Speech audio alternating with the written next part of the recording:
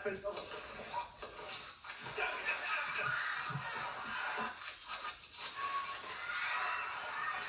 Vous avez bel et bien entendu des coups de feu. Donald Trump, candidat républicain et ancien président des États-Unis, s'est fait tirer dessus en plein rassemblement partisan. Il a été blessé à l'oreille droite.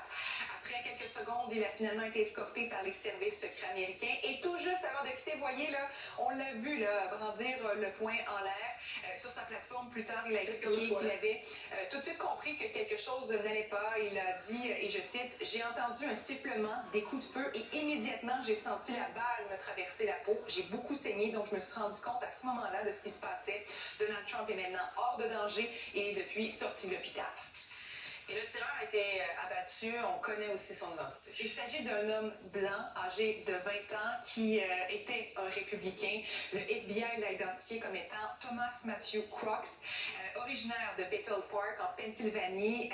Il aurait tiré donc d'un édifice, un endroit élevé, situé en fait à l'extérieur du rassemblement, selon les services secrets qui enquêtent. D'ailleurs, vous voyez là, une carte qui représente bien où M. Trump était, où le tireur se situait. Et en fait, le tireur se trouvait tout près de l'ancien président, à 60 mètres de lui. Alors, on se demande, est-ce que le périmètre de sécurité était trop petit? Il y a bien des gens qui se questionnent. Il y a également des gens dans la foule, Sabrina, qui auraient vu le suspect avant les services secrets. Alors, comment est-ce possible? Ce sont évidemment là, des éléments qui seront analysés dans cette enquête qui est en cours. Et d'ailleurs, on poursuit l'analyse ce matin avec Luc Laliberté. Une année, je commente l'actualité politique.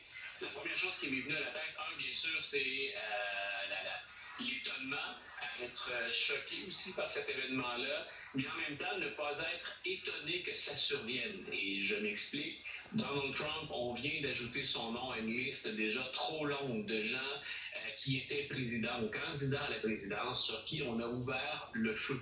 On est dans une période particulièrement polarisée. Et quand je dis que c'est plus ou moins étonnant, que je n'ai pas eu vraiment d'effet de surprise, rappelons-nous, ne serait-ce que depuis 3 ans, le nombre de personnes à qui on s'en est pris ou auxquelles on a tenté de s'en prendre. C'est arrivé au mari de la speaker de la Chambre des représentants, c'est arrivé à au moins un juge de la Cour suprême, M. Anthony Kavanaugh, et là, ça vient de survenir auprès de Donald Trump. Donc, c'est un pays qui a une histoire malheureusement marquée par la violence et ça vient de les hanter une nouvelle fois. On ne peut qu'espérer que ça secoue tout le monde au point où on appelle au calme. En même temps, c'est certain qu'il y a des stratèges qui se demandent comment on va récupérer la chose. Donc, du côté démocrate, jusqu'à maintenant, on ne fait que répéter qu'il faut, au plan de la rhétorique, au plan des gestes. D'abord, on a mis la campagne sur pause dans un premier temps, puis ensuite, c'est un appel au calme. De l'autre, on a déjà commencé à s'en prendre aux médias qu'on accuse finalement d'avoir provoqué ça.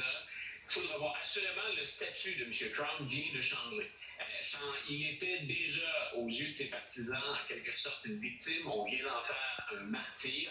Violence. On ne connaît pas les motifs du tireur, bien entendu. Un président américain se doit de faire ça. C'est le minimum. C'est la solution décente et noble. J'aurais bien aimé entendre ce que se sont dit les deux hommes parce qu'ils ne s'apprécient guère l'un et l'autre. Mais j'ai hâte de voir ensuite comment les démocrates peuvent jouer ça. Parce qu'on répète, qu'on aime ça ou pas, il y aura de la récupération politique. Et M. Biden, qui n'a pas connu 2 semaines faciles, a encore beaucoup de pain sur la planche après cet événement-là. Et d'ailleurs, les démocrates ont fait savoir qu'on allait mettre sur pause toute publicité contre M. Trump. Alors voilà.